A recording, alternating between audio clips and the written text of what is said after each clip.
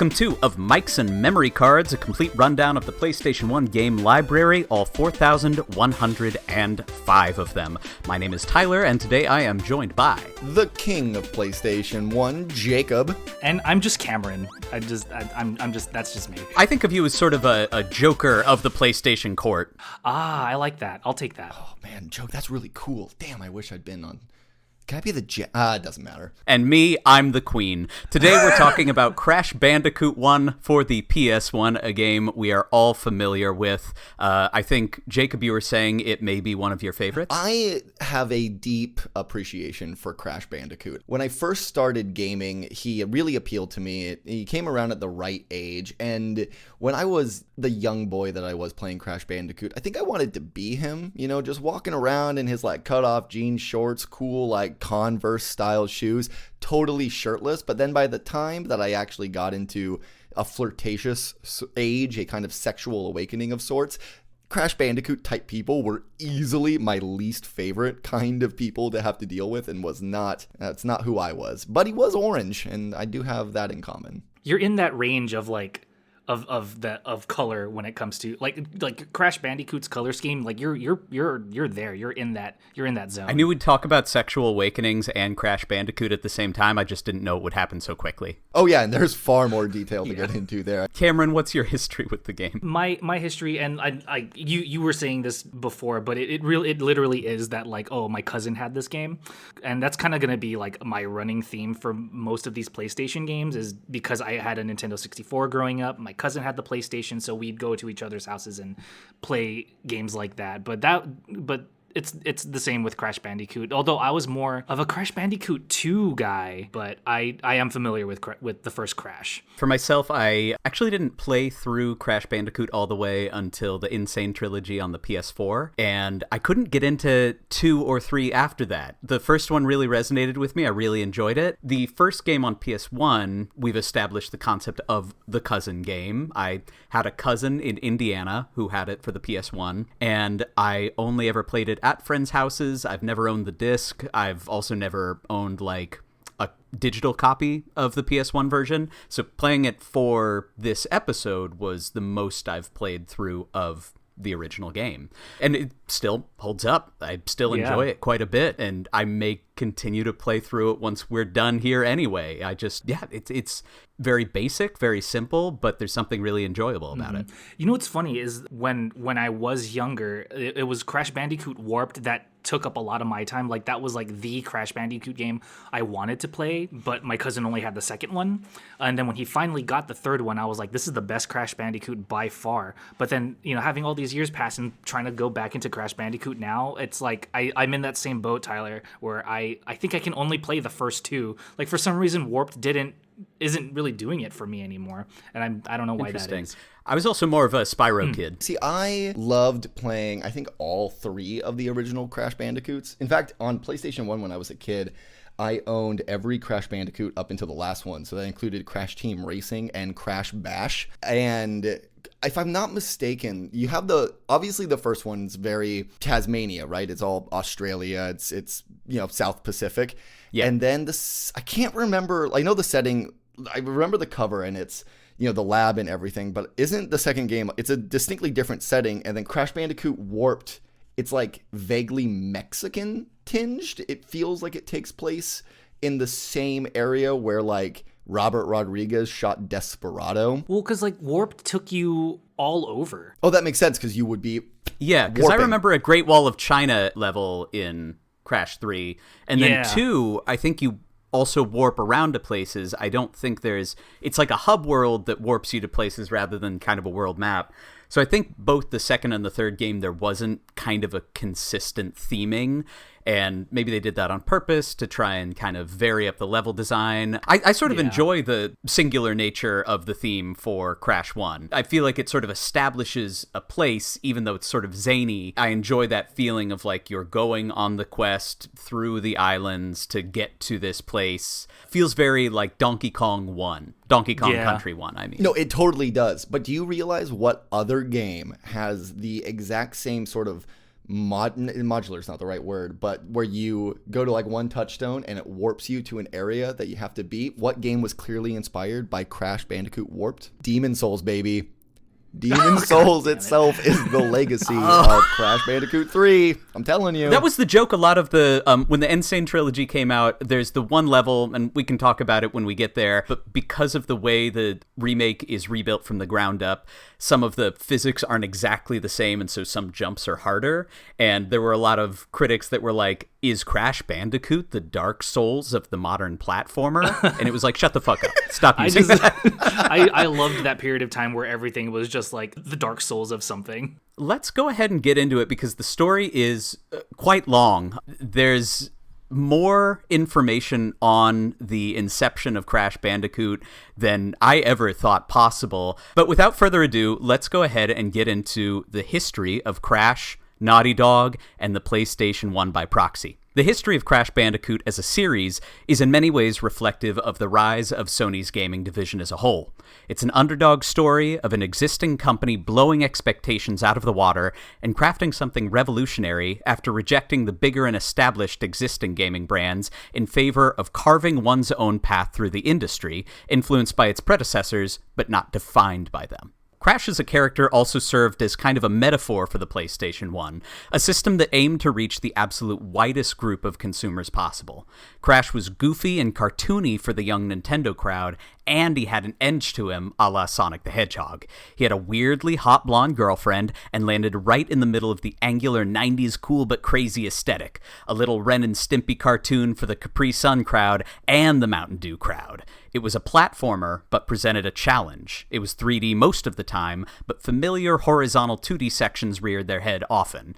In short, it was a bridge connecting the 16-bit mascot platformers to the 32-bit ones, and Sony was all too happy to play the Pied Piper and convert a new audience to the polygonal future. You know the part where it says that Crash had like an edge to him like Sonic, I would say that he might even be edgier, considering, he had a smoking hot girlfriend by Bandicoot standards for the first game at least. That's actually how I've always rated every woman I've ever encountered. I was like, is she hot or is she Bandicoot hot? But also what surprised me when I went back and played Crash again is he does the suck it motion from wrestling, from WWE, was it the Wolf? I never watched wrestling back then, but I do remember that gesture where you thrust your hip forward and you slap your hands against your pelvis, and I was like, they allowed that in this game? What the heck? So I would say he might even be edgier than Sonic. I find this interesting that the first two episodes we've gone over, both Tekken and Crash Bandicoot, we have described as both being somewhat edgy, but also that they're inspired, at least in part, by pro wrestling moves. Was this, I guess that was just a part of the zeitgeist back in the day. Yeah. Huh? 90s wrestling was huge and fairly mainstream, yeah. Do you think John Cena took his look, inspiration for his current look from Crash Bandicoot? He's got the cutoff jeans and shirtless. Do you think John Cena was just trying to be Crash Bandicoot? I think that's 100% true. Honestly, is there another PlayStation character that more accurately positions itself towards John Cena than Crash Bandicoot? I don't want to draw conclusions here, but I think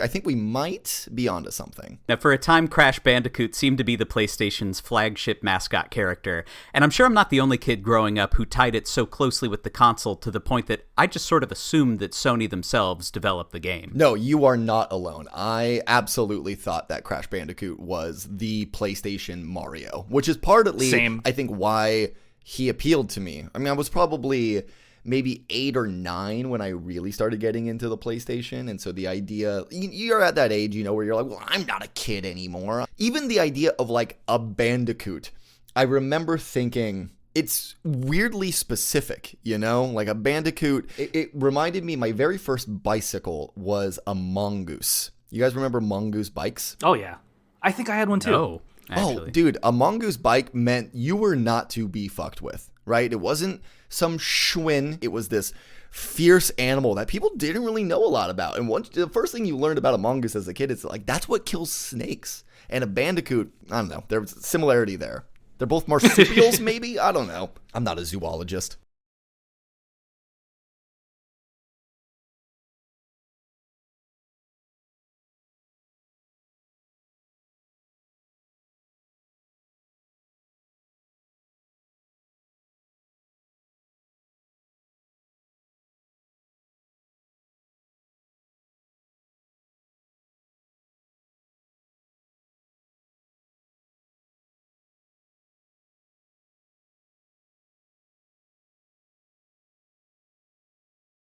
But it is, of course, untrue that Sony developed the game. It was developed by what was technically a third party named Naughty Dog.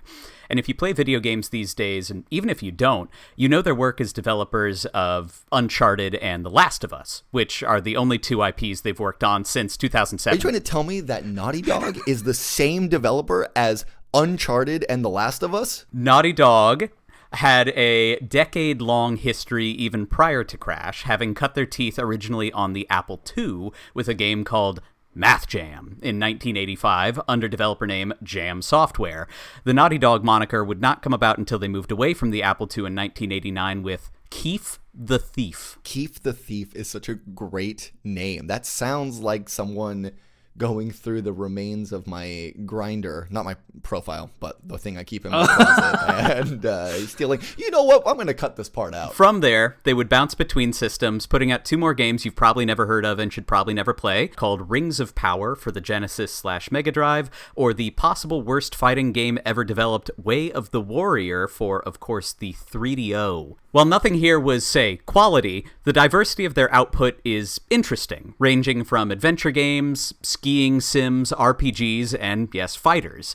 In fact, Way of the Warrior was the game they produced directly before Crash 1, which has got to be one of the crazier leaps in developer quality in the gaming industry that I can think of. Yeah, I can totally sympathize with that. I didn't remember Way of the Warrior until reading this outline. It's not like it's a game I ever played, but to look at it and see it as this carbon copy of much greater fighting games, and then for Crash Bandicoot to wind up being this sort of a revolutionary piece of, well, just gaming history. I don't think I've heard of Way of the Warrior until I looked at your research for this. And then so I looked up gameplay footage, and it's like, definitely like a Mortal Kombat ripoff.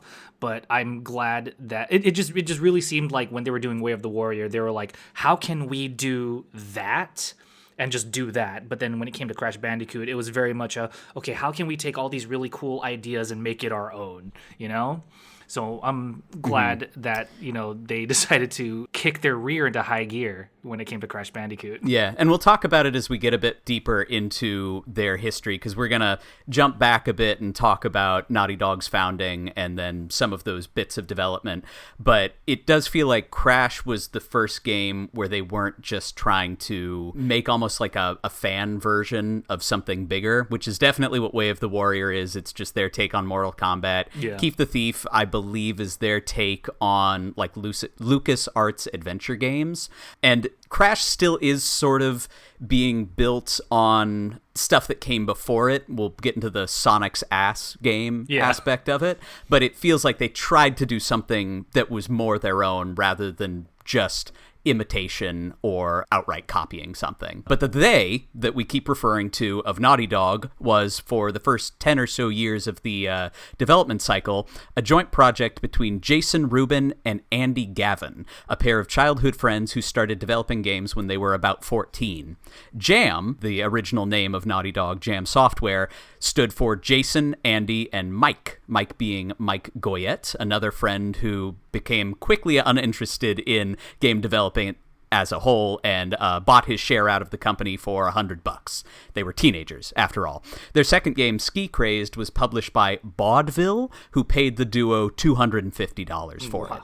So when these guys started, they were making essentially pennies off of their creations. They were just a couple of kids in a garage. I bet Mike feels stupid now. I mean, yeah, $100 in like 1993. Yeah, it's the Pete Best situation with the Beatles, where it's like, oh man, I got out at the wrong time. If I had just held out, well, to be fair, he would have needed to hold out another like decade. What do you think he bought with that $100? You think maybe bought like a car? Maybe he was a little bit older than them, 15, 16 years old, and was all like... I want to see what he's doing now. I think he bought a mongoose bike. Now, make no mistake, Jason and Andy can objectively be considered children prodigies when it comes to programming. When we get to the development of Crash, these guys were doing things at 24 and 25 that entire groups of developers who initially built the PlayStation hardware itself were unable to accomplish. They learned by doing. To quote Rubin, We were very young, and there weren't books, websites, or other teaching materials for computers yet, so we learned by experimentation and communication. So whenever I deride some of the duo's early works, I speak primarily about their general critical consensus when viewed objectively. However, every game prior to Crash was developed essentially by children, or guys who can only very charitably be called young adults. Did you guys ever develop a game when you were younger? No, I've never tried to do any of that. When I was around their age, I was a freshman in high school, and this would have been, my life at this point had two paths sort of opening up. One path was game development. It was an opportunity I could follow. It was a place where I had some interest, and the other was theater. And I, of course, chose the money, and I went with theater.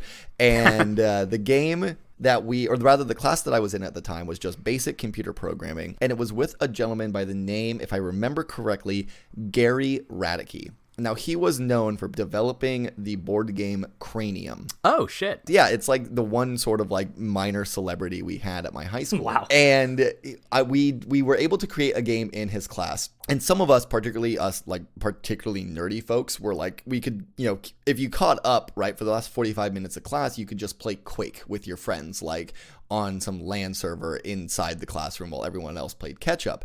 And what we did at the time is we created this really basic like sprite shooter. And the game that I developed was just stolen sprites that I found online, and I like wrote the code to have them like shoot in like a couple, like an arc. So it was like left, up, right, and right. And it was a great time. I realize now that had I followed that instead of getting suckered into the egotistical world of theater, maybe I wouldn't be living in an apartment right now, and I'd rather be living the high life in Southern California. Or you could have gotten laid off. That's true. You could have crunched for 16 hours a day, and then as soon as that game got released, you could have been laid off, or your company would have gone down under, like where Crash Bandicoot is set. To be fair, that's essentially if you worked at Naughty Dog these days, that would be your life. They are terrible with crunch. Not to deride our company. But the two people we're talking about actually aren't really involved in Naughty Dog much anymore, so what are you going to do? The pair signed with EA, which was, let's remember, a much different kind of publisher at the time,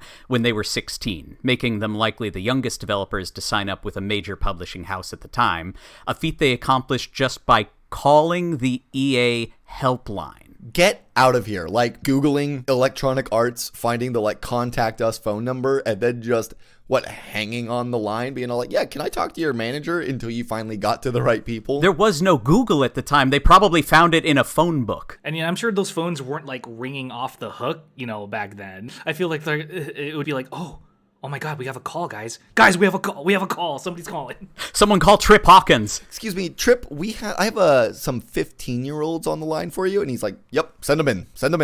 No, sir, they're not here. They're on the phone. They're on the phone? Clear my schedule. Fly them out. So let's talk about Trip Hawkins, actually. He's a pretty controversial figure in those early 90s console war games. Trip is the founder of Electronic Arts itself, and is often credited with the gaming industry's transition from single creator-developed pieces into large-scale, complex team creations. At some point, when these guys were touring EA with Trip, Jason and Andy spied a reverse-engineered Sega Genesis and recognized what it was immediately. And though they were also immediately served NDAs, they convinced Trip that if they, given the means, i.e. the hacked system, could be valuable assets to them. Hawkins agreed, which is how the pair moved from PC-based gaming into consoles. So this was their shift from the Apple II and the Amiga into developing for the Genesis, which would then cascade into working for the PlayStation later on. Now, in 1991, Trip moved from EA to 3DO, a company he also started, and he resigned from his position as head of the EA board formally in 1994. Now, during these couple of years, Trip has taken a vested interest in Naughty Dog's natural talents, and would convince them to develop a game for the 3DO system. There's much to be said about the 3DO, but the headline is this. At the time of its release in 1993, it was by far the most powerful system on the market, though it was not built in-house by 3DO. It was actually a set of specifications that could be licensed out to third parties. Think of it like purchasing a design of the innards of a Blu-ray machine and then building and selling it and manufacturing it yourself. The issue here is that the base model was sold to consumers for $700, which would be like buying a console for nearly $1,500 today when you adjust it for inflation. Absolutely not. It wouldn't matter what games were on it. Can either of you tell me what the 3DO stood for? That is a good question. I've never even thought about it. Well, I'm happy to be asking the good questions here. The 3DO is considered a colossal failure today, having been outsold by both the PlayStation and the Sega Saturn. You see, it's a recurring issue in the gaming industry to mistake the most powerful console as the one that will sell, despite Nintendo and Sony consistently disproving this adage. Look at the success of the PS1, or the first Game Boy, or the Nintendo Switch, and the relative failures of things like the PS3 or the Xbox One. The success comes down to what the games are, coupled with affordability, which is why the 3DO failed. To go back to what the 3DO stands for, it does not stand for anything, but it was just like the next name in a line of, like, you know how there was, like, first came audio, then came video, now there's 3DO. Oh! It's like the third, like, I don't know, medium, I guess? Oh my god. They should have failed on that alone. I hate that. That makes me so mad. That's just so in line with Trip Hawkins. The guy just, he had a great business sense in some ways, but I feel like you hit that egotistical point of like, I'm gonna make the next thing, and you become so obsessed with your own successes that you don't see how they could possibly fail, which, funny enough, is also kind of what happened with the PS3. Yeah. How dare you? Now, one of those lackluster games for the 3DO was Naughty Dog's Way of the Warrior. Following the release of Rings of Power, which was their Genesis title, Jason and Andy took an 8-month hiatus from the games industry as a whole, but then returned at the suggestion of Trip Hawkins to develop for the 3DO. They began work without a publisher, using the roughly $80K that they'd gained from Rings of Power. They developed the game while Andy was still attending MIT, and their intention and result was to completely mimic Mortal Kombat using digitized actors, a term that I am using in the absolute loosest definition, considering that all the digitized actors were just friends and family who did not get paid and recorded in the pair's apartment. Often the costumes were just items from the apartment itself, such as pillowcases and sheets. What? That's awesome. I mean, you use what you gotta use. Frankly, if Way of the Warrior was a fighter that was based around just like people fighting with household items, you grab a towel, maybe a pan, a skillet, like that could make for a really compelling Like a game. broomstick. Yeah. I would totally play that. House fighter. House fighter.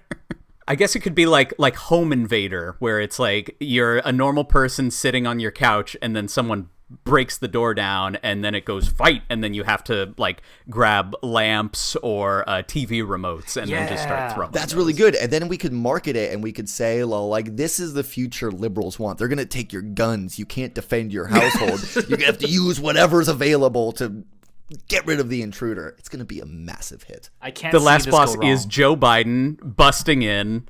Joe Biden comes in with his demon gene form and then shoots his laser beam eyes, and you have to beat him with a lamp. You like defeat him, and then like his health bar goes down to 0, and then he comes back up in his second form, and it's Dark Brandon. We're creating the Dark Brandon gaming universe. The people who are listening to us who are like, these guys are dropping Lore dumps, yeah. But despite all this, a bidding war still broke out over the game at the 1993 Consumer Electronics Show. The bidding war broke out between Universal, 3DO themselves, and Crystal Dynamics. Jason explains the reasoning as, the publishers had put their developers on titles they were grandly calling multimedia. Basically, multimedia titles consisted of lots of badly shot interactive video and weird semi-gaming crap. They all realized too late that this stuff wouldn't sell, and they needed to be publishing real games. Unfortunately for them, there was only one real game that was nearing completion, our game Way of the Warrior, which was a half-decent knockoff of Mortal Kombat. I think he's being very lenient on himself when he calls it half decent. Now, the reason they went with Universal, they didn't trust Trip Hawkins anymore and realized that Crystal Dynamics only wanted their engine, not the game itself. So they ended up with Universal sort of just by process of elimination. If they had gone with either other publisher, it's very likely that Crash would not have come to be, and the gaming landscape would be very different, and Naughty Dog would probably not exist as we know it today. If they went with Trip and 3DO, 3DO would have failed, so would they would have left the industry, and then with Crystal Dynamics, they would have more or less been bought out for the engine itself, and then the creators would have been left by the wayside. But you know, had this been the reality, you just know that Mike Goyette, the friend who bought himself out of the console, would have been like, or out of the company, would have been all like, I told you guys. I told you should have abandoned your dreams and we should have gotten those mongoose bikes. I wonder if Naughty Dog didn't exist, what repercussions would there be in the gaming industry? Like, who would be... Because honestly, I mean, maybe you guys disagree with this. I think Naughty Dog really is probably the developer that pushes games in it. I don't know if they're I don't know what I'm trying to say here. Are they the most innovative, or are they just the best at what they do? I wouldn't say that they're the most. I don't know about innovative, but I would say the most influential. They like Naughty Dog specifically represents not just like the state of gaming for like Sony or for PlayStation. I think they represent like the state of just gaming in general, and you can just tell with like the like level of maturity in their games. Like you know how they started with Crash, and I know we'll kind of get into this later, but they started with Crash, and then they matured a little bit with the Jak and Daxter series, and then they matured even more with Uncharted, and then like now here they are with The Last of Us. Like they've really grown up alongside the development of video games. Like when it came to just honestly even just like video games as a medium, the way they tell stories, the way information is presented to players. Like they may not have been the most innovative when it came to that, but they definitely are representative of that when it comes to gaming or just the state of gaming. I don't want to give too much of it away, but they also served as a counterpoint to other developers at the time, specifically Insomniac, who developed Spyro.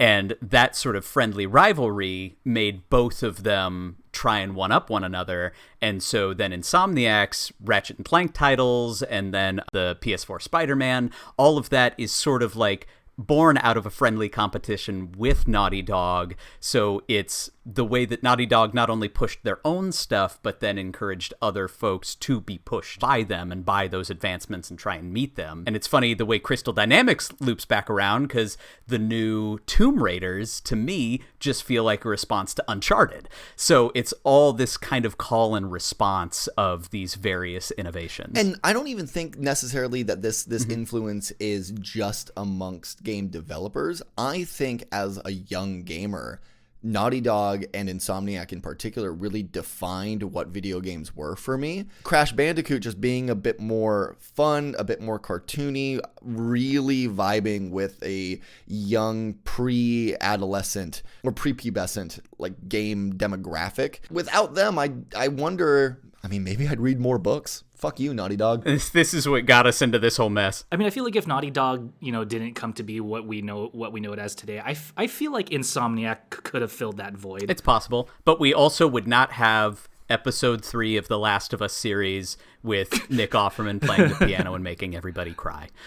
So look, I'll go with the universe where Naughty Dog exists. I think we're in the best Amen. one. No, we get the HBO series for Resistance: Fall of Man. Now, while Way of the Warrior underperformed financially, Universal saw something in the pair just as everybody else had, and signed them on for a 3-game deal, giving them carte blanche to effectively develop whatever they wanted. And on their trip to Hollywood, where they would formally set up shop at Universal, they discussed the first bones that would become Crash Bandicoot, originally known simply as the Sonic's Ass game. My kind of game. Now that began with a simple enough question: how do you make a character platformer in 3D? The original answer seemed simple enough. You place the camera behind Sonic as he runs forward.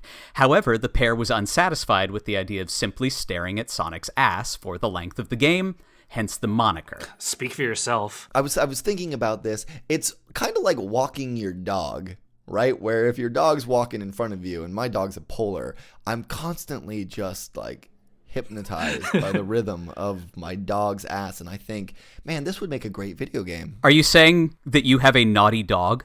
Isn't that where it came from? It's because one of them had a dog, and it was like the original naughty dog. I think so. Now, okay, from this Sonic's ass game idea, several other ideas of iterations were born.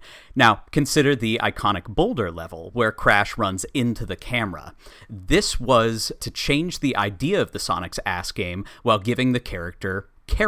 So rather than running away from the camera, they would run towards it. From this, the pair also considered other ways to, quote, narrow degrees of freedom to create tension in a 3D space.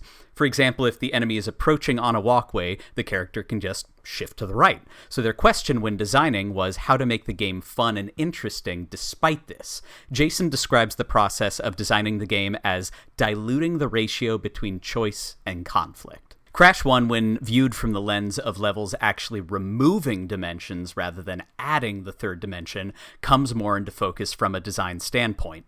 For the boulder level, the dimension removed is time. For levels where the camera is positioned slightly overhead, the Z-axis is de-emphasized. And of course, some levels simply become 2D side-scrollers. Every Crash level is both an experiment and thesis on the idea of how to platform in 3D. Now, the PlayStation being Crash's home was not a sure thing from the start. They had several choices: the 3DO, which they had developed for but was quickly becoming an apparent failure; the Atari Jaguar, a joke of a console from the word go, though I do love me some Tempest 2000. Sega had not quite announced the Saturn, so the 32X Genesis add-on was a possibility, but one they were not particularly excited by.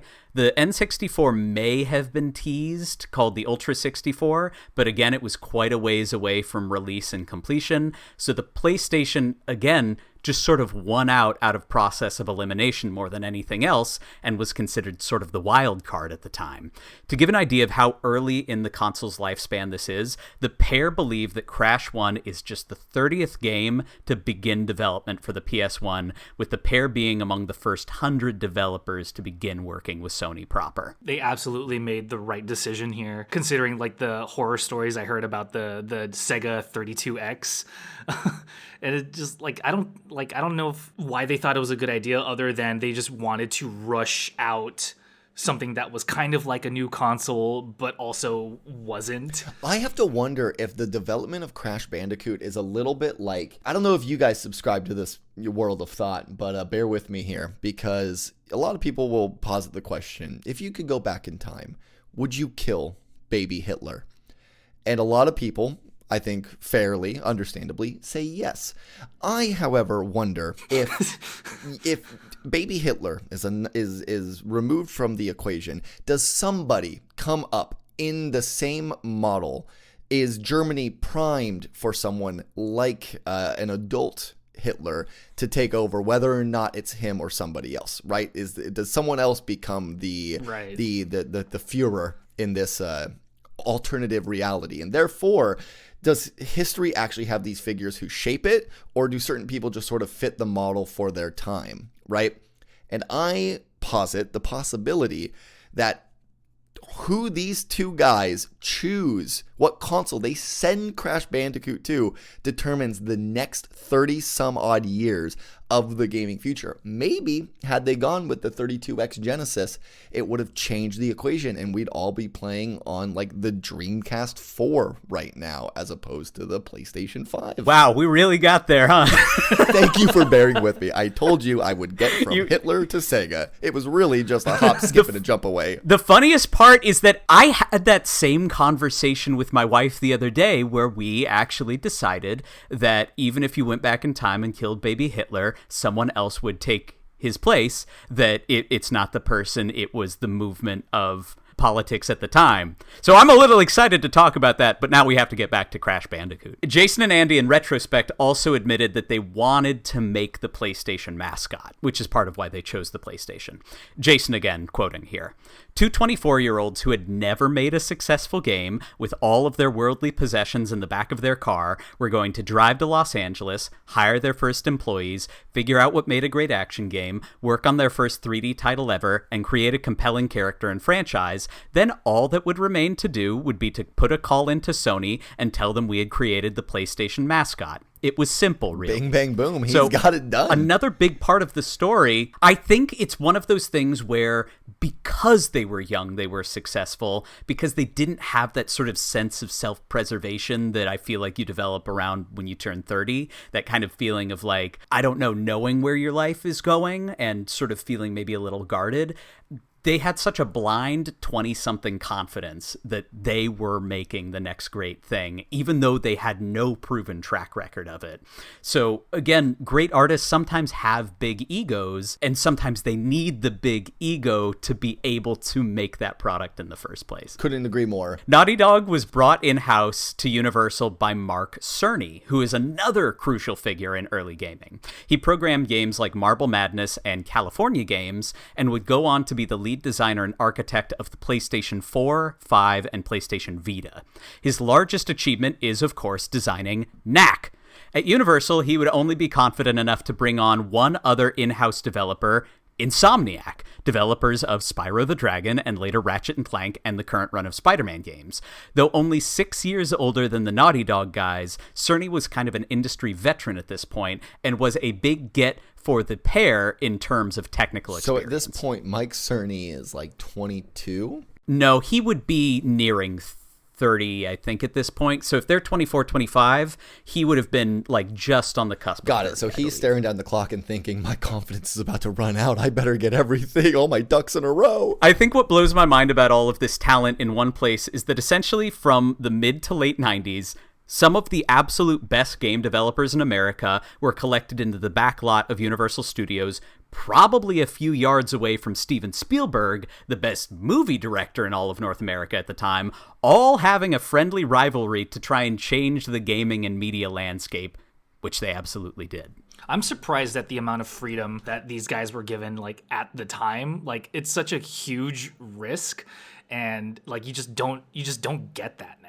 No, you really don't. I think we really do live in an era where risk, I think it's because risk is algorithmic, right? They can quantify it and they can digitize it and they can understand the rough numbers. That instinct really plays less of an element in it, right? There used to be this idea of, I don't know, I could talk forever about this sort of erosion of the human contract and this just sort of culture of vibes, you know, just feeling like, oh yeah, like that's, you seem all right. Like, I'm going to trust you on this, and instead being all like, well, no, let me run it through the computer. I do want to note, and I should have mentioned this a little bit earlier because I do try to make this a little part of every episode, but the weekend that Crash Bandicoot released, right? September 9th, I believe it was, 1996. The number one movie in America was another Universal Pictures release. Do you guys have any idea what it might have been? 96. Was it The Lost World, Jurassic Park?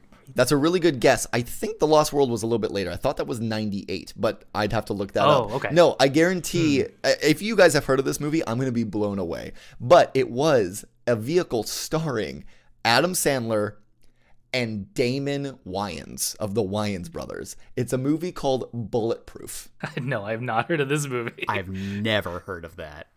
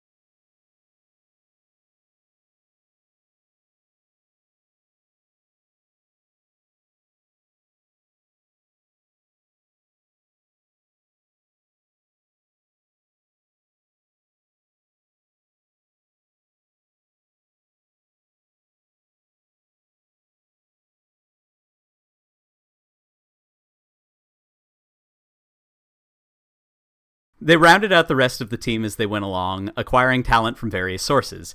Dave Baggett was the first hired on, having actually been drafted prior to their move to California when he was in MIT with Andy. It's a little difficult to suss out exactly what Baggett's role is, as the credits for Crash 1 are just listed as developed by Naughty Dog, and then includes all the developer names. Another sign of the game's transitional nature from the creator-focused small projects towards more filmic, large-scale development. After arriving on the Hollywood studio, they hired on Taylor Kurosaki, a visual effects artist from Sequest DSV. Interestingly, although he had no prior game experience, they estimate that Kurosaki designed about 3/4 of the game's levels.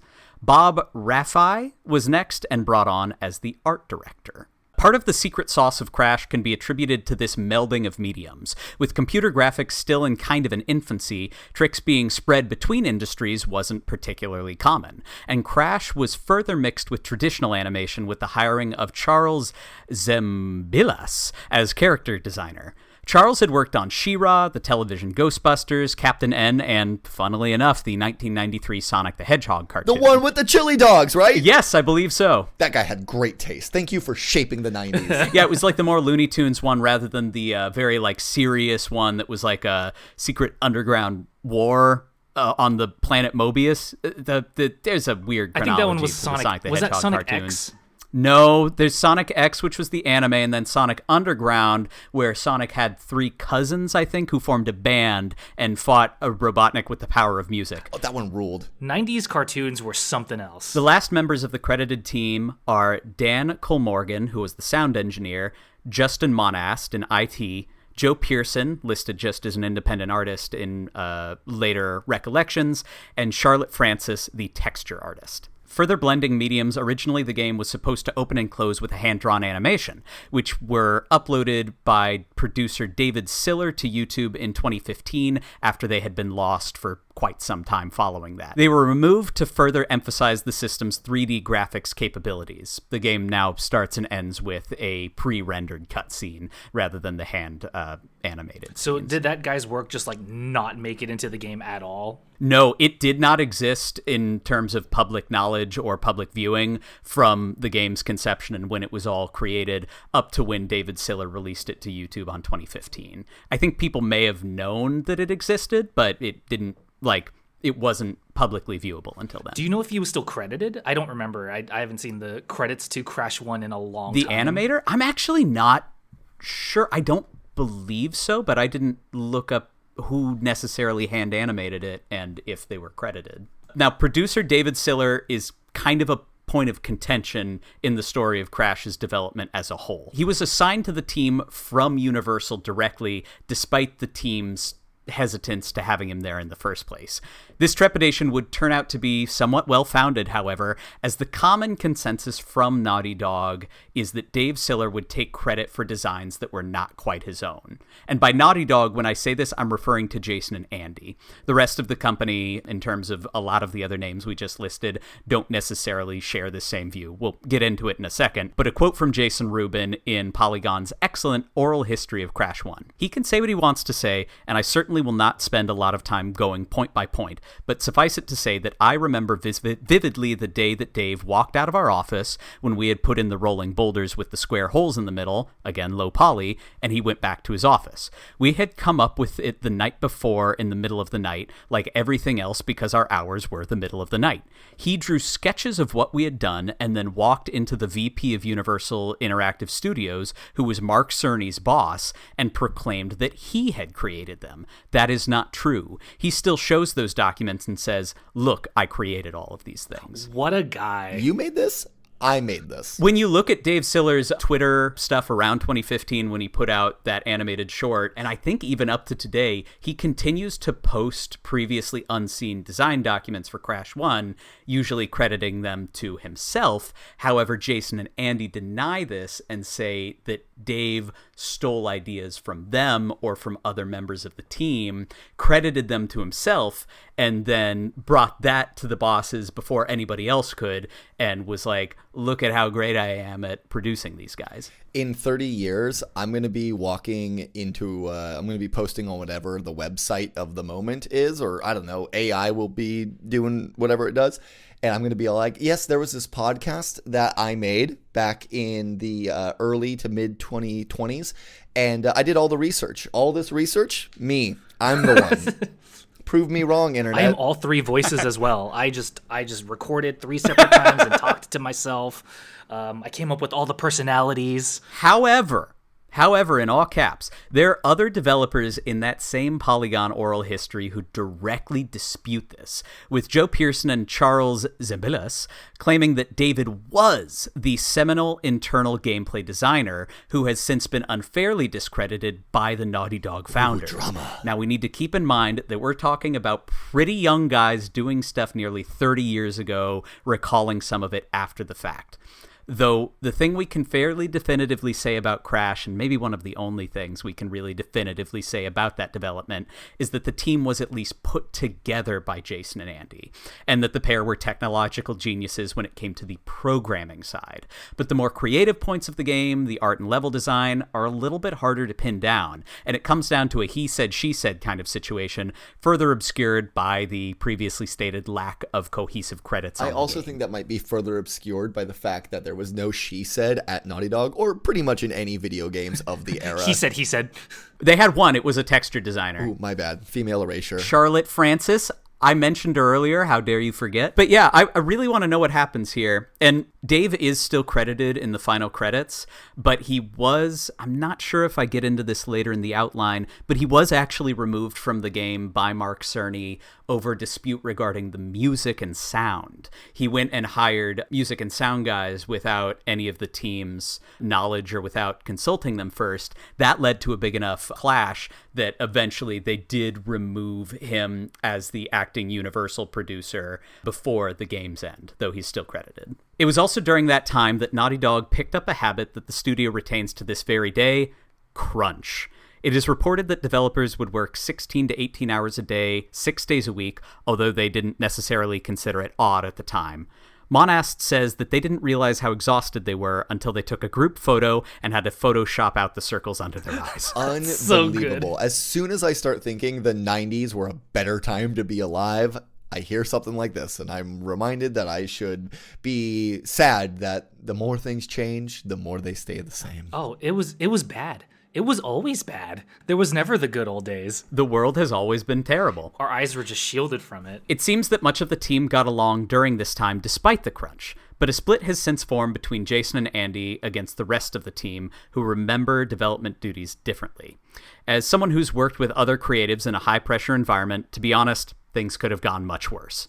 But I think finally we should talk about the game itself. Yeah. Hooray. Yeah, let's talk about our experiences with Crash Bandicoot. So essentially there's different types of gimmicks to each level, which we sort of talked about earlier as they describe as the creating of tension. So there's the Sonic's ass level, the straight aheads, things where Crash moves towards the camera, usually with something chasing him. There's the slight overhead cameras, 2D side scrollers, Hog Wild and other auto-scroller levels, and boss fights. The boss fights in this game were amazing. I'm trying to remember. I know that there was Ripper-Roo, and then there was, I think it was a koala who like threw boulders at you. But the one I most distinctly remember, I didn't get to him in my most recent playing of the game, but was like the gangster Bandicoot. He like wore like a pinstripe suit and like would actively shoot at you. Oh yeah. Pinstripe Patoru. Is that a real animal? I have no idea. Patoru? Is a Bandicoot a real animal? I've never seen one before. It is a real animal. Bandicoots are real. Oh yeah. Are they fierce? They got like a long. They're small and they have like a long snout. Oh, neat! I love anything with a long snout. I love anything. With and actually, the Patoru looks like a little mouse guy. He's cute. And then there's Papu Papu, and it's like, guys, is this racist? That's the whole game has a bit of guys, is this racist to it, like with the tiki masks and like Aku Aku. I love Aku Aku though, but opening the crate and the first thing you hear is him going ooga booga is not.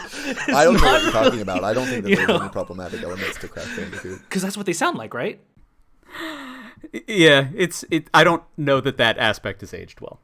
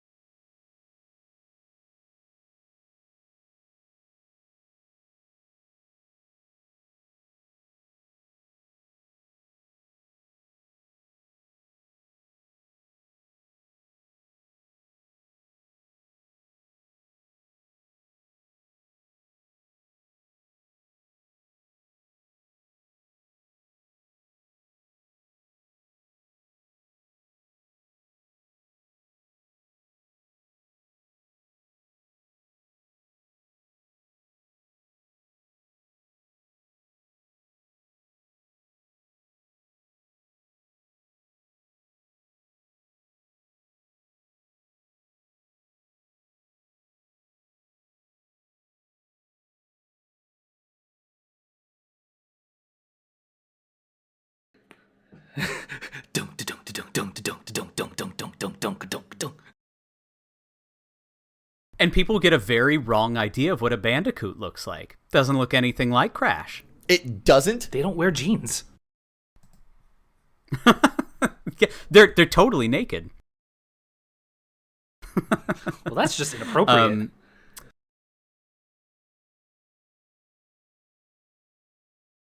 I'm looking at this picture of a Bandicoot right now, and I'm really surprised how little I want to fuck it.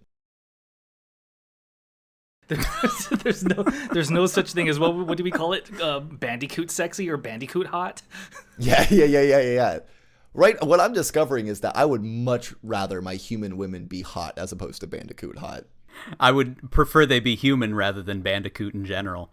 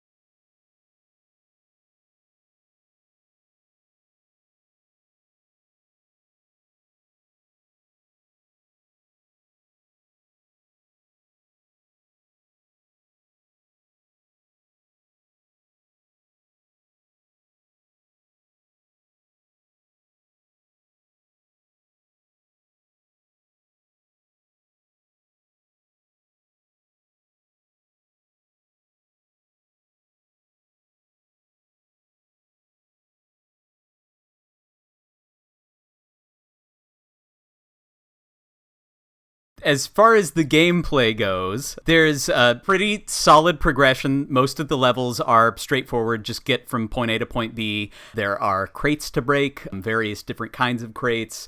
Power-ups are the aforementioned masks. They stack up to 3 and serve as health points.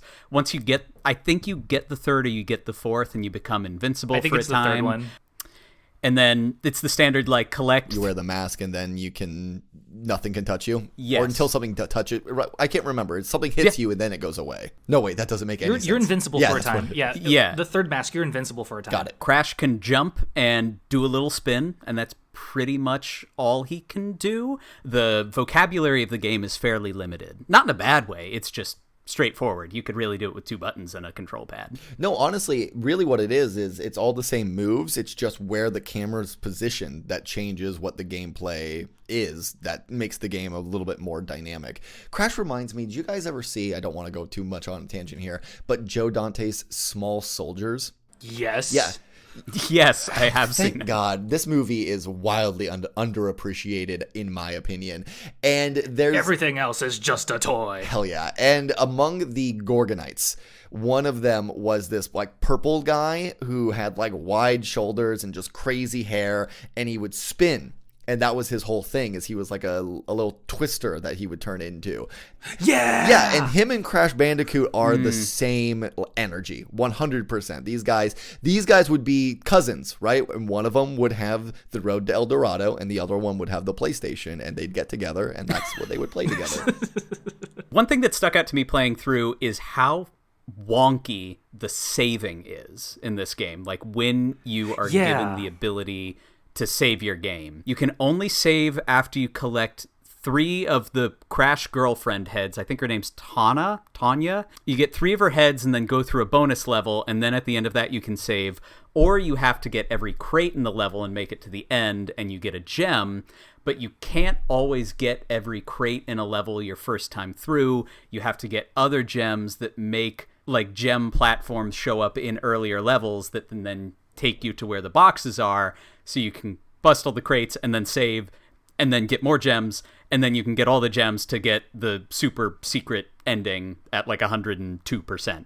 The way that everything connects is pretty complicated in a way that I don't think is super visible at the start or really clearly communicated. Well, it seems like it's it seems like by design they made saving such a difficult task, like in order to force you to keep playing this game as long as you can. And I didn't even think about the crystals, like from like a further point in the game, giving you access to earlier inaccessible parts of the game. So they really are just like trying to just squeeze out that replay value for you. That's really interesting. Yeah, I really truly had no idea. It partially could have been to battle the rental market a little bit, which is another thing that game developers within that time span would do, where they make things a little bit harder on purpose so that you can't just go through in one go. There's one stretch of levels, I think, where it's like 3 levels straight that you do not have an opportunity to save no matter how well you play. So there's a couple points where I do think it, and Crash at the time, especially given the infancy of 3D games as a whole, people didn't have as much practice with it. Us returning to it now, we've got that sort of built-in muscle memory of jumping when we're following like the shadow of the jump, and that's how we gauge that distance. But, in 1995, 96, people didn't necessarily have that built in. So I think it was probably viewed as fairly difficult, the Dark Souls of PlayStation games at the time, if you will. Oh, I will.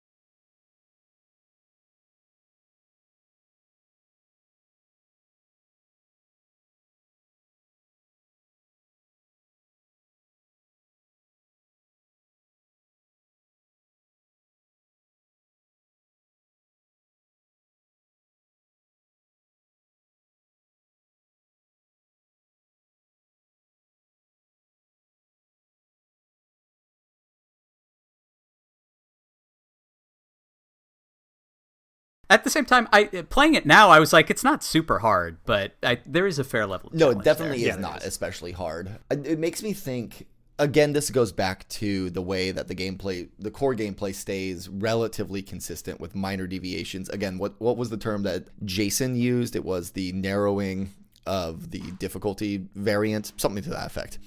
And can you guys think of any modern games that feel influenced by this? The keeping, again, a core gameplay loop, but then maybe adjusting the camera to ever so slightly change the, I guess, framing of the combat, of the conflict, in order to give you a slightly different gaming experience. I have one game that comes to mind, but I'm curious if you guys have. I have one too. I wonder if it's the same thing. I do too, I wonder. Yeah. All right, I want to know y'all's, because I can't really think of anything. Okay, Kameron, go. Nier Automata? It's Nier Automata, yeah. Okay, yeah, there you go. Oh, yeah, no, that's exactly correct. Yep. Yeah, the way that it will occasionally become a 2D side scroller versus like a top-down game, and then giving us and it becomes these like little... a top-down like shooter. It does, yeah, and having Yeah. I have not given that game enough appreciation. I need to. But... I love Nier Automata. Oh god, I could go off about that, but this is a Crash time. We are in an age where there are indie films and then there are Marvel films, but I do feel like the Marvel films are getting so much exposure that it's easy to lose the more independent stuff in all that noise. I think a lot of the same comes from the indie versus AAA scene. But I also feel like some of the indie scene, so much of it is specifically influenced by the past. Like it's looking more backwards in the retro influence rather than specifically trying to craft its own thing. For sure. But so much of that is also reliant on new technology, which they don't have access to because they don't have the funds. And it takes, a whole team of people to craft what should look like a good tree in 4K. So it is, the way we prioritize things. I feel like at the time, part of what made Andy and Jason successful was their mastery of the tech. And it was still small enough that they could create really unique and revolutionary things with the tech while also only having a team size of like 16. Whereas now I don't know that that sort of is conceptually possible. No, and it would seem to me people can't rewrite the and game. It seems to me that if you are going to, if what you're chasing as an indie developer is a similar level of experimentation and in core gameplay concepts as opposed to experimentations with the tech itself, probably phone games is probably where that innovation and experimentation is taking hold, because you could look at what we just talked about with the gameplay in Crash Bandicoot, and I don't think you would find a single phone game that does all of that, but I could go onto the Apple Store right now and download 6, 7, or 8 games that each do what what an individual Crash level did, and just have those all on my phone. I do hope that the gaming industry as a whole is beginning to turn away from stagnation. I feel like we've reached a point where folks are tired of, say, the live service game, because the market is so saturated that none of it's really interesting anymore. anymore. Your Call of Duties and your FIFAs. Do hope, which don't get as much really coverage, but also I don't think are as critically or commercially successful as the companies want them to be. So I'm hoping that drives experimentation with the next generation of consoles. I do think that we are heading into some sort of next like video game crash. Like, it won't be as bad as like, you know, the Atari crash in the 80s, but I think what's going to happen is that these, like, you know, these big publishers, big development companies, the AAA studios, I think they're the ones that's going to really feel this crash. It's funny because we're talking about an episode about Crash Bandicoot, but they're gonna feel the crash. Whoa. But it's gonna, I really do believe it's gonna be the smaller development teams and like the singular indie developers that's gonna kind of rise from the ashes and will kind of start anew again, where it's like creativity first, or like idea first and innovation first, and then it'll just kind of go from there, and then kind of almost like I can be really hopeful for this, because my gaming habits as I've gotten older have shifted distinctly away from multiplayer games, number one, but then what shortly followed that were these sort of massive single player games. In the last year alone, I think my favorite game that I played was The Return of the Obra Dinn, which is an extremely like minimalistic. It's an extremely minimalistic, very creative game, and maybe there will be room for developers like nowadays who are in the mold of Jason and Andy.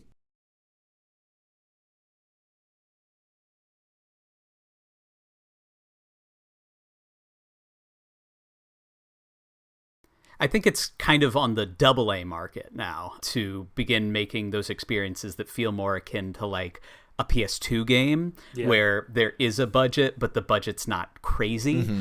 We've seen that recently with like the new RoboCop game from those folks who also made that the Terminator shooter. I think that's more successful than maybe people expected, and it's not this crazy big open world thing. It's a pretty straightforward, 7 out of 10 experience, but I'm hoping those sorts of things become better sellers.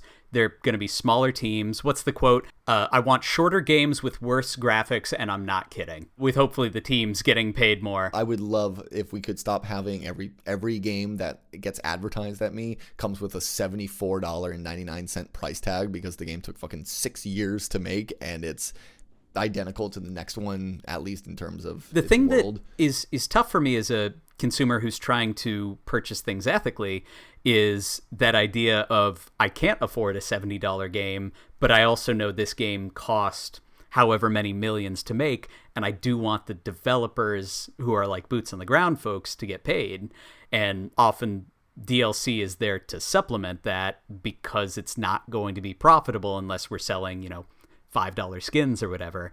And so games, when you look at the way development costs have ballooned, they should cost way more than they do.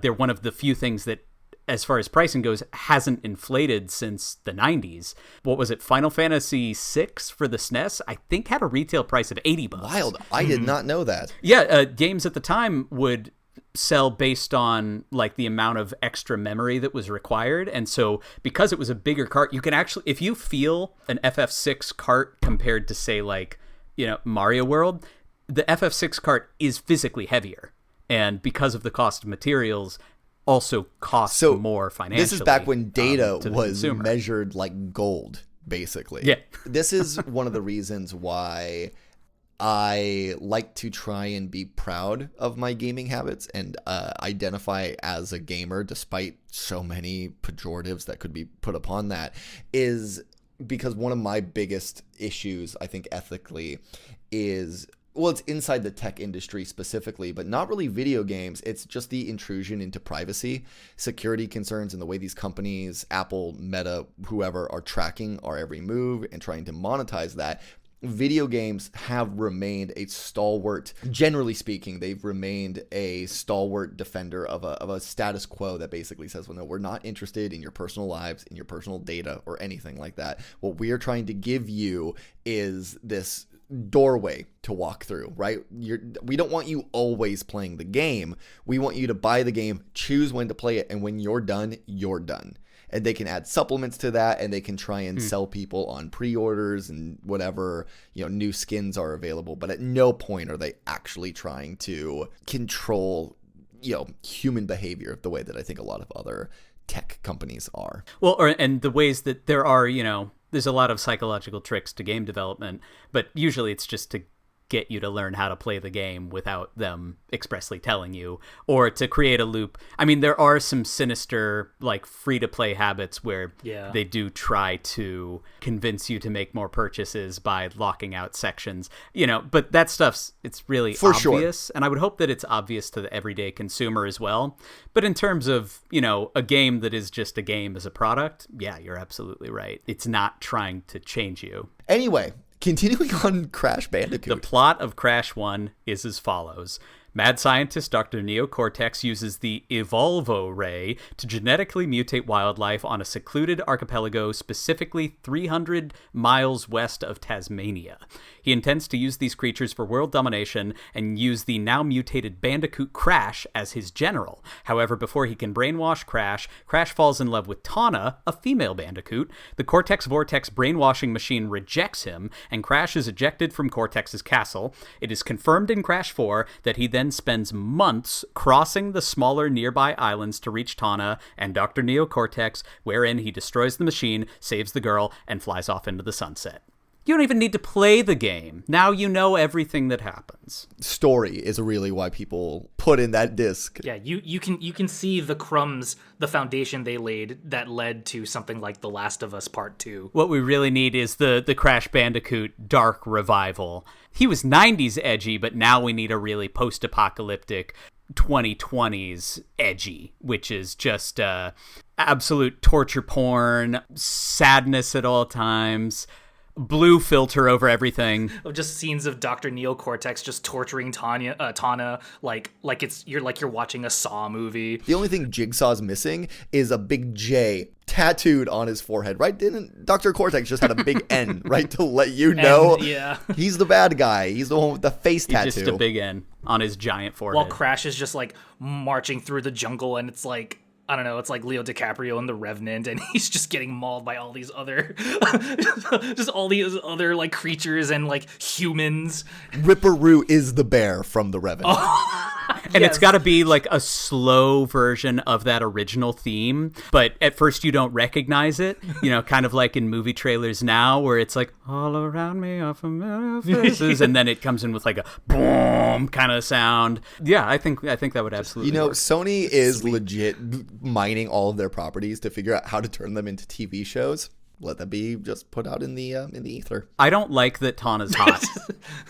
We never see her again after this, though, so we're good. Tawna is more than hot. I think she's in Crash 4. They redesign her for that, but she doesn't show up again. Coco Bandicoot is his sister, then. Is that what I understood? Okay, yes. I forgot that. Correct, who shows up in the second game. All this time, I thought that this was the same character. So when I started playing and Tawna's face shows up and she's got that, like, extraordinarily 80s haircut, and then you see her at the end and it's basically like the PS1 Lara Croft just mapped over with, like, a rough, like, Bandicoot image. Like, the gazongas on this Bandicoot were ridiculous. I'm physically uncomfortable with how. Yeah, and I think Coco was created in response to in response to Tawna to be like the absolute opposite of what Tawna was. Like, she's like younger, but she's smarter, and she's, she the game opens up with her on a laptop, I think, in Crash 2,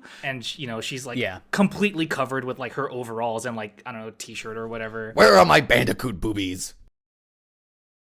Did you guys look at the like Crash development Bible? There was a Dark Horse put out that art book that showed early development material. I have not. No. So there is a early picture of Tawna with even larger bazongas with a tank top exposing some Bandicoot cleavage, and then Get out. Like short shorts and platform heels. Like, I can really only describe these as stripper shoes. I don't like that.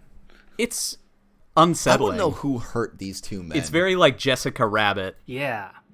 She looks a little better in the Insane trilogy. Like, they've covered. I mean, I guess she's still wearing like the same amount of clothes, but it doesn't look as suggestive. Well, and then in 4, they give her a huge makeover. She looks a little more strong female alternative protagonist. Her hair is multicolored. You hear that, chuds? She's wearing jeans. She's got a little jacket thing going. She's cool. Yeah, they gave her the Lara Croft Survivor reboot. It's the Tawna's a part of the queer pipeline. You can tell that it was just like a meeting of like corporate suits in a just sitting down at a table being like, what can we do to appeal to everybody with this design, especially the gays. We know that Crash Bandicoot is going to be a legacy character, but we can't do it unless we figure out how to get the gays on board with Crash Bandicoot. I could see Crash being like a bisexual icon like Bugs Bunny is. Yes, absolutely. Yeah, 100%. I don't think Crash actually is a sexual being. I don't think he's asexual. I think he just fucks. He's aromantic. He's aromantic. That's for the arrows out there. He's pansexual aromantic.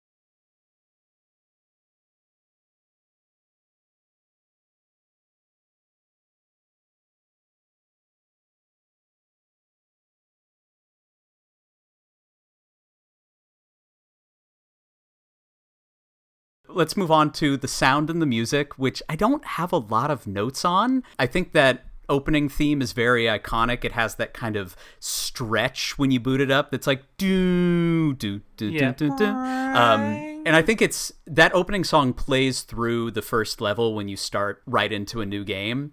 But the rest of the music is a little more, not quite ambient, but it's less composed than that first one. There's boss themes. Some of the jungle levels just have kind of like do do do do and then some animal sounds. It's interesting. I would think that there'd be more of a cartoony zaniness to it, but I was surprised playing through this time that it's not quite understated, but it's again, less composed or less cartoonish, I guess. How many people do they have working on the sound and the music on this? Because this was like the point of contention with what's his name, right?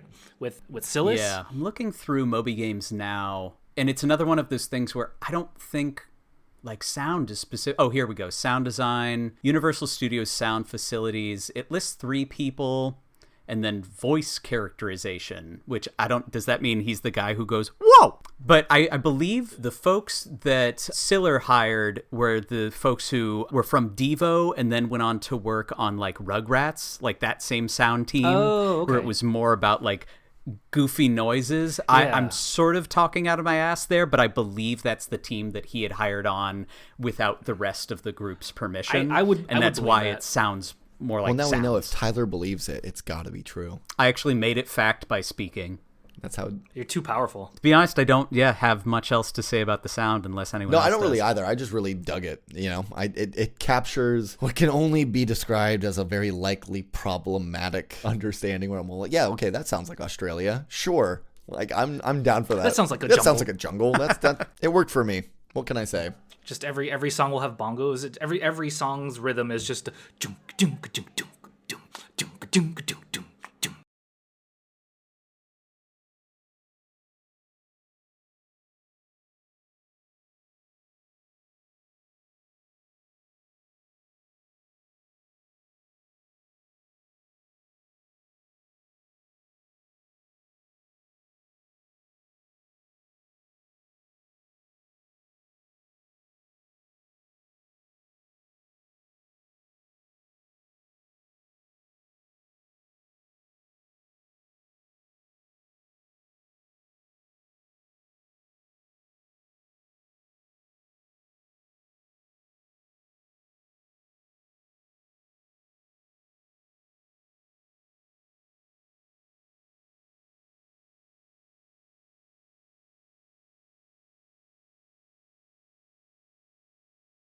But where the game shines, obviously, is graphically. Yes. It was a huge step forward for the PlayStation. Now, I highly recommend taking half an hour out of your day. I'm not talking to you guys, I'm talking to the audience here. There's a YouTube video called How Crash Bandicoot Hacked the Original PlayStation, War Stories by Ars Technica. So this is an interview with Andy about the development of Crash. We took some of that for the history as well. I think he spends the first 10 minutes talking about Naughty Dog's founding.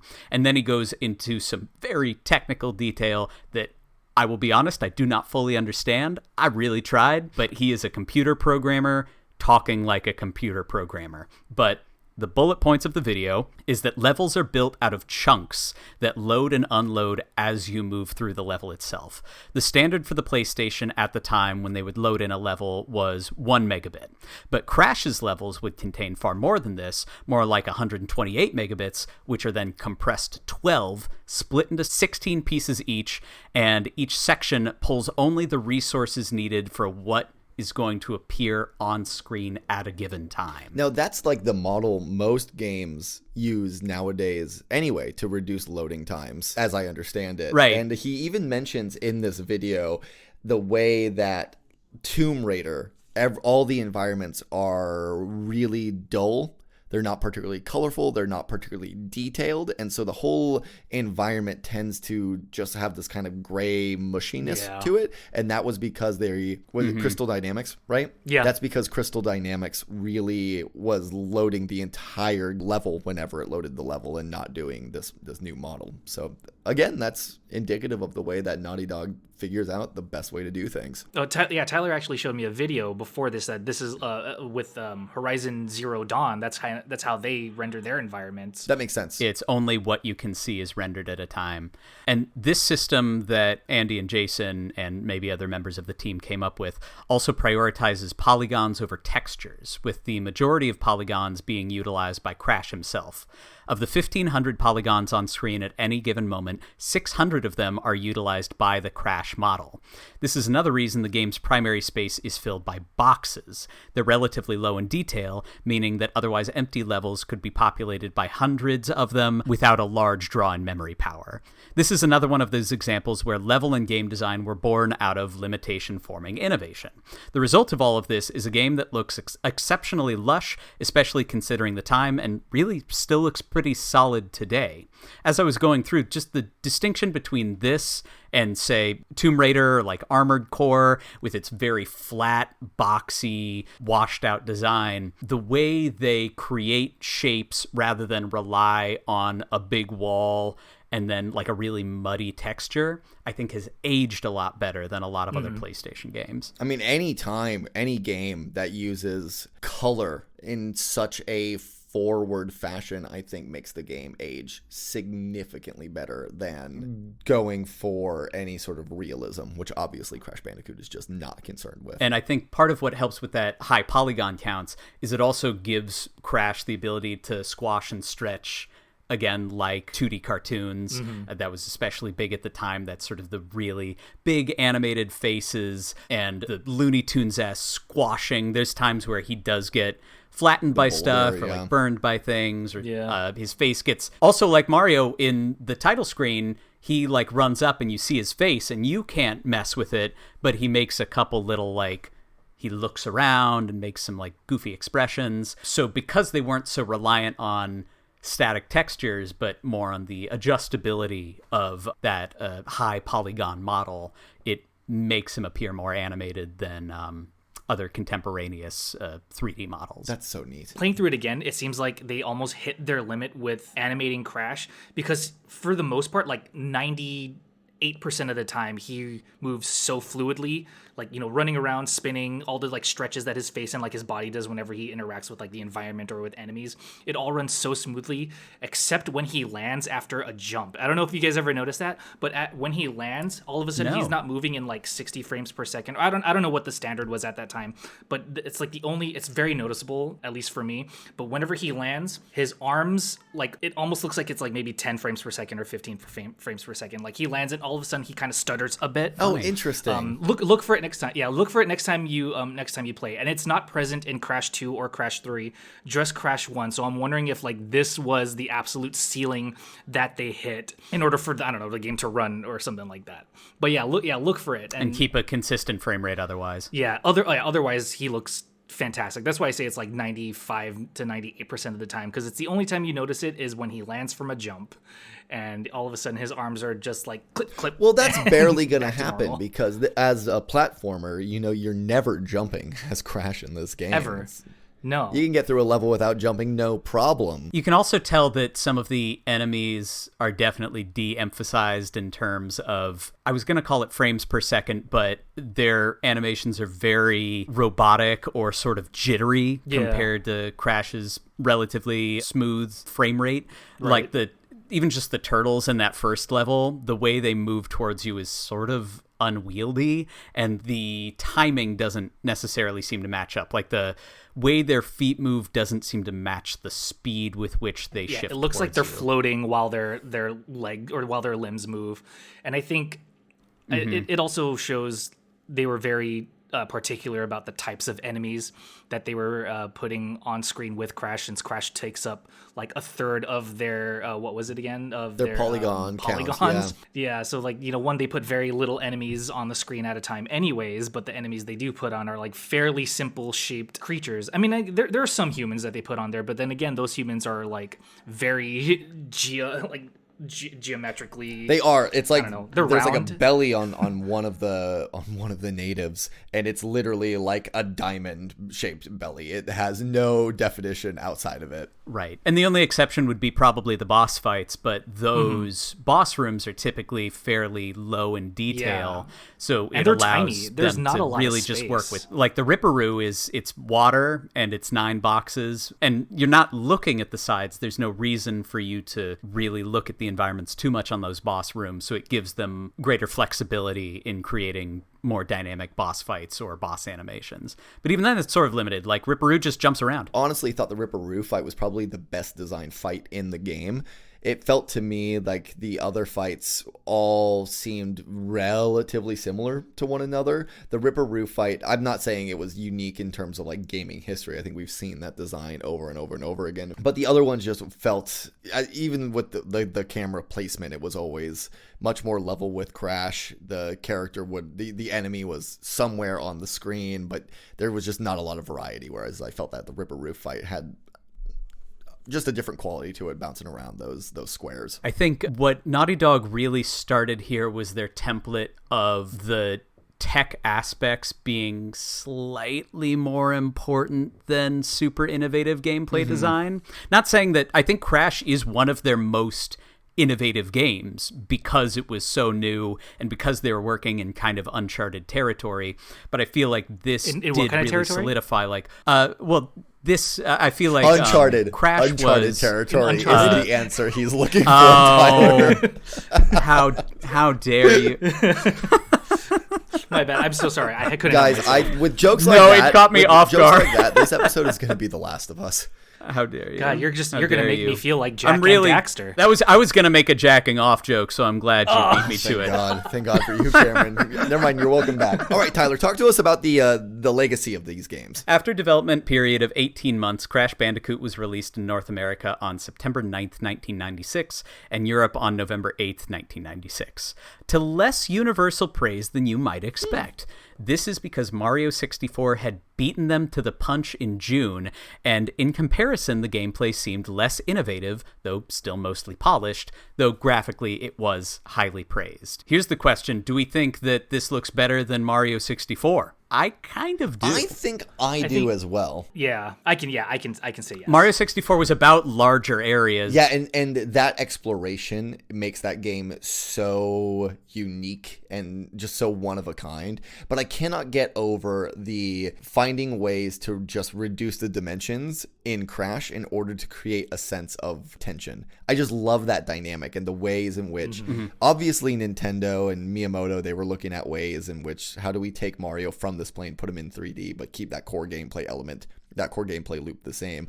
But here they are doing something that I think is equally unique in terms of figuring out how to make a 3D platformer. And for it to look as lush as it does is just a bonus. I just know personally, like, if I had worked on Crash Bandicoot for 18 months and then saw Super Mario 64 in action before our game released, I don't know what I would have done. I would have been I would have felt so The last defeated. 3 months of the development cycle must have been miserable for everybody working on Crash. Well, I didn't include it in my outline, but they do talk about that in the Polygon oral history, about how when they saw Mario 64 in action for the first time, it was that sort of deflated feeling of like, oh shit, this is what we're going up against now. And so, yeah, it must have been a little saddening to see that. Yeah, because with, like, not that this takes away anything from Crash, like, at all, because of, like what Jacob was saying, like, you know, limiting, like, taking away some sort of dimension in order to, like, create that gameplay is definitely an awesome idea. But, like, ultimately, even from transitioning from 2D to 3D, their gameplay is still get from point A to point B, and it's like very obvious that it's such a linear experience, whereas Super Mario 64 changing it to like objective based gameplay and then adding the verticality to it, like Mario like can still fly in 3D. Like I know I would have felt like I would have felt super defeated, but they're good in their own ways. Like you were saying, Mario 64 had the more open, exploring feel, while, you know, I sometimes less is more, and Crash is definitely a good example I of fully that. agree. And I also think that when you look at it and you ask like, okay, do you want other game developers making all of their games in the model of Mario 64? No. You want some of them too, absolutely. Mm-hmm. But it's nice to have in the same way that Insomniac and Naughty Dog were sort of challenging one another and thus sort of charting new ground.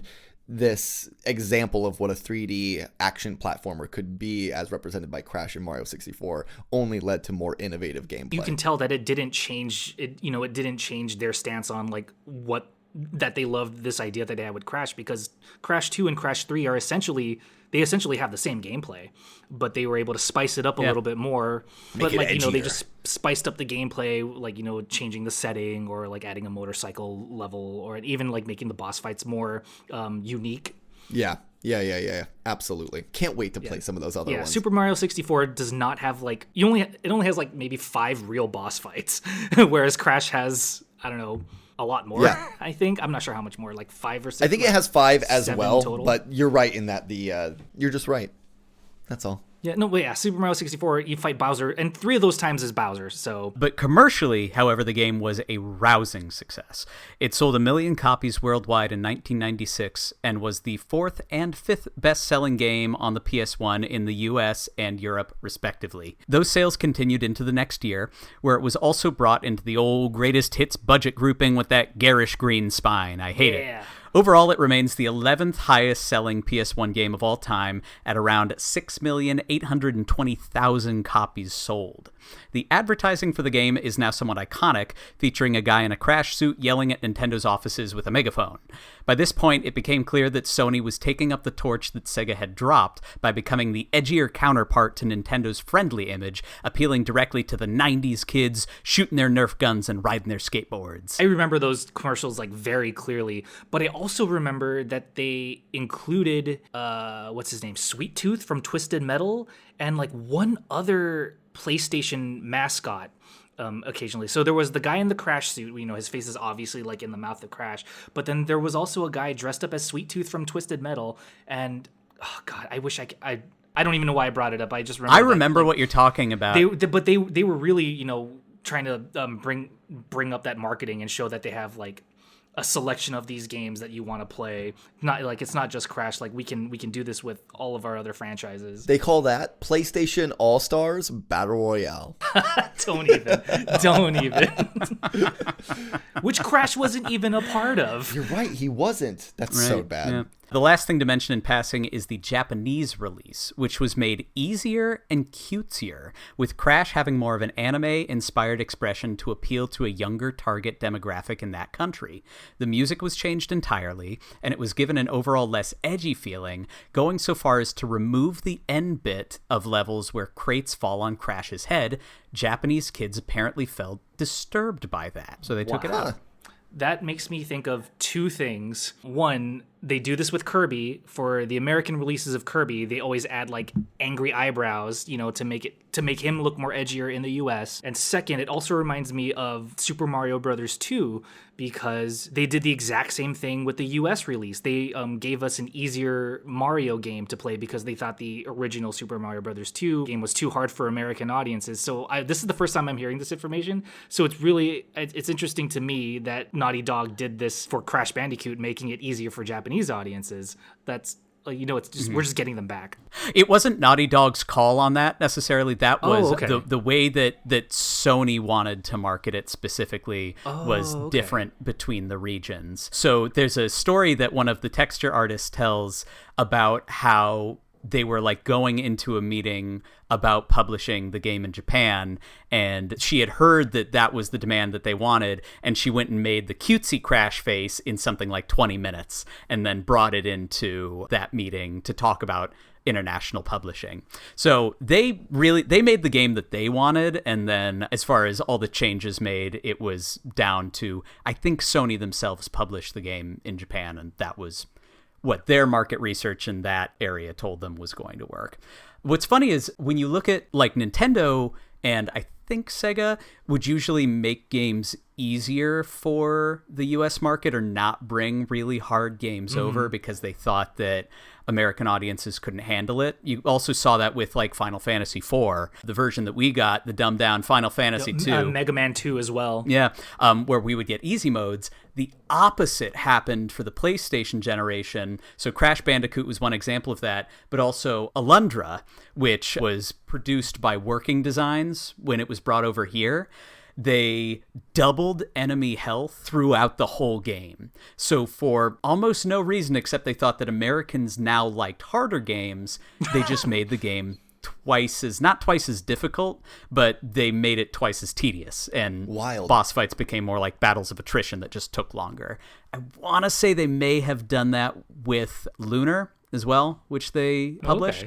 They kept the fucking games up when they brought them over to America. There's actually patches online where you can keep the English translation but undo all of the gameplay changes that they made. So it's a weird, I don't know why the PlayStation specifically that seemed to happen. I'm glad that there's like a universal language for it now. You probably don't need me to tell you that the legacy of the game is tremendous. Naughty Dog themselves, whatever that means, we'll get to it with the sequels, developed 2 more Crash platformers and Crash Team Racing for the PS1.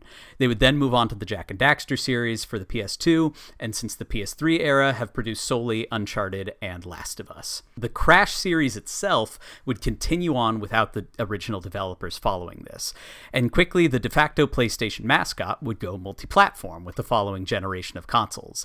I cannot have been the only one surprised to see Wrath of Cortex running on a GameCube, blowing my little 12-year-old mind. I was so confused by that when it happened. I was upset. Well, I mean, like even like especially the GameCube, because that was around when, the Dreamcast came out and Sega decided to give up on hardware altogether. So the GameCube had, these mascots that used to be heavy rivals in the previous generation. Now they're all on the GameCube. You got Mario games, you got Sonic games, and now you have Crash games all running on the GameCube together. And like you said, it would have blown my mind. I mean, it did blow my mind at that time, but I was also kind of just sad. The way Jacob just described, because it was like, then what's the, like, it almost made me feel like, what's the point? We're sitting there in our preteen or early teenage years thinking, I thought capitalism breeds innovation. What is this shit? This is monopoly Nintendo has over all my favorite cartoon characters for games. God damn it. What am I going to root for now? Master Chief? Like, what even is that, Xbox? If I had to assume, it seems like as the game fidelity went up, it became possible to animate humans and create more human-like forms. So the era of the mascot platformer that was an anthropomorphized animal really shot down the drain. And so publishers realized like they could not remain platform exclusive and continue to be profitable because it was becoming a, I guess, genre, you could call it, that was less profitable overall as things especially moved towards shooters. Like Halo was a big change. It was Yeah. a big sea change in the industry. And then with the PS2, what was it? GTA 3 really changed what was popular at the time. No kidding. As well.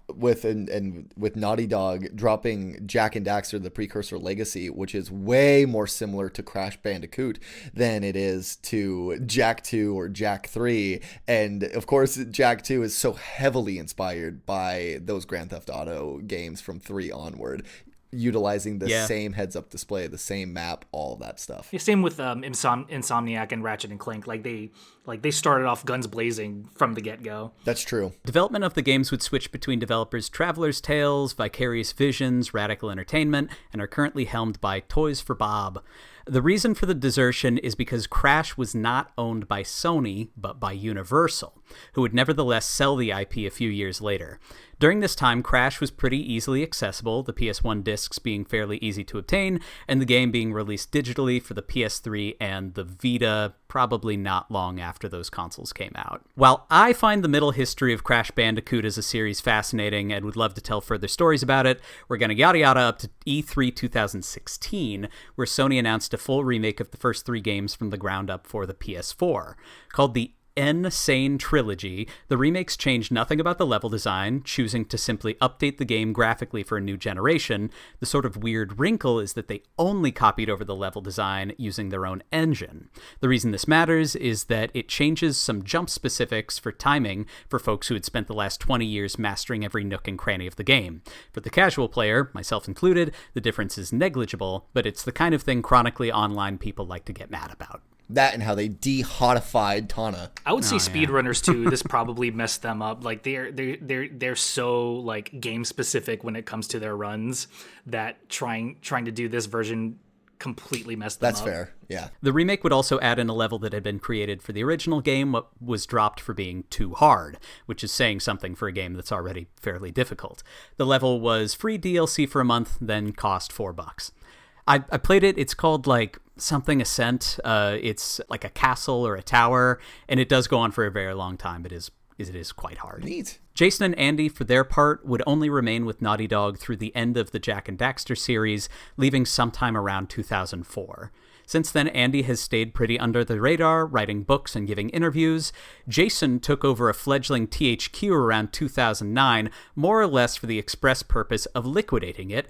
He now serves as the head of Facebook's VR metaverse content. Boo. Our favorite. We all know how that turned out. Boo, Jason. How the mighty have fallen. The funny thing with him is he gave a speech at, I think it was a DICE conference, where he really advocated for giving game developers more credit and more money. And I'm not talking about like the folks up top, but he had seen in like the mid 2000s where the shape of the industry was going to go, which was going to become corporate focused, was going to become more commercial, and was not going to give the actual developers more artistic credit.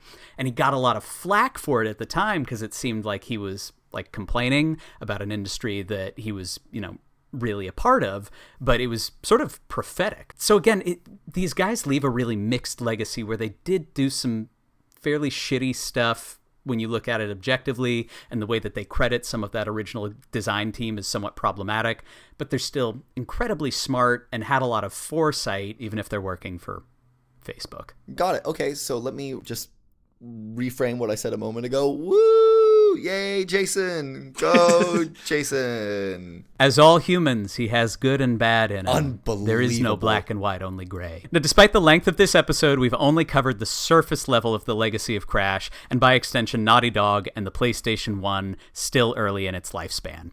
If you want to dive deeper, the aforementioned Ars Technica video and Polygon Oral History are great resources. Dark Horse also published the original Developer's Bible in 2018, featuring a title referencing the fact of the podcast that we never mentioned, the Crash Bandicoot Files, How Willy the Wombat Sparked Marsupial Mania, Willy being Crash's original name. Honestly, if I had a kid and I wanted to name him Crash, and my wife was like, absolutely not, Willy would be a reasonable second choice. The funny thing is the design of Willy the Wombat, when they made him Crash Bandicoot, didn't change at all. They knew that Crash was not going to resemble whatever animal he was technically being called. So the Wombat design and the Bandicoot design... So they basically just drew a creature and then we're all like, what's that look like? A wombat. All right, so Willy? No, a Bandicoot. A Bandicoot. All right, Crash. You're not wrong. Well, and they picked something that people specifically wouldn't know, so they wouldn't be called out on it. Smart. No one knows what a Bandicoot looks like, so they're like, that could be what it looks like. Again, the Bandicoot's not a real animal. That is a cryptid. It was an AI-generated picture that we were shown. A lot of things had to line up perfectly to create Crash and the PlayStation we know today. With one less lucky break, one less developer who just happened to be working on Sequest DSV, the game could never have occurred. If not for two brash and maybe a little arrogant teenagers, the edgy cartoon Bandicoot that gave the edgy PlayStation the edge over the competition, we might not have the PlayStation brand as we know it today, nor the podcast that you're listening to at this very moment. I think the best demonstration of this legacy is made by Naughty Dogs themselves. In Uncharted 4, in a moment of domestic peace, protagonist Nathan Drake plays Crash with his wife Elena. In this section, Crash 1 is playable. You, as Drake, play the old game, specifically the boulder level where Crash runs towards the camera. This is then mirrored later in the game when Drake flees from an armored car, running and escaping in a bike directly towards the camera. It serves as a kind of recognition of the intertwining series of inspirations, creating chain reactions into the media that we consume today. And further solidifying that comes near the end of the game where, spoiler alert, Nathan's own child plays the same level of Crash 1. Through this, Naughty Dog uses the metatext of play mechanics to acknowledge their own age and legacy, and echoes of play meaning more to us than just a game we played when we were children, but a piece of ourselves that we keep close to us as we move towards the future. Through it, we acknowledge that nostalgia can be used to enhance the present and the new. Just as the world spins, so too will Crash fucking Bandicoot. Thank you once again for joining us for another episode of Mics and Memory Cards. Please consider subscribing to our podcast, and if you feel so inclined, tune in next week. Tyler has once again come up with an absolute banger delving into the history of From Software and going back to the video game Armored Core. So, with all of that said, my name's Jacob. I'm Tyler. And I'm Kameron. And you've been listening to Mics and Memory Cards.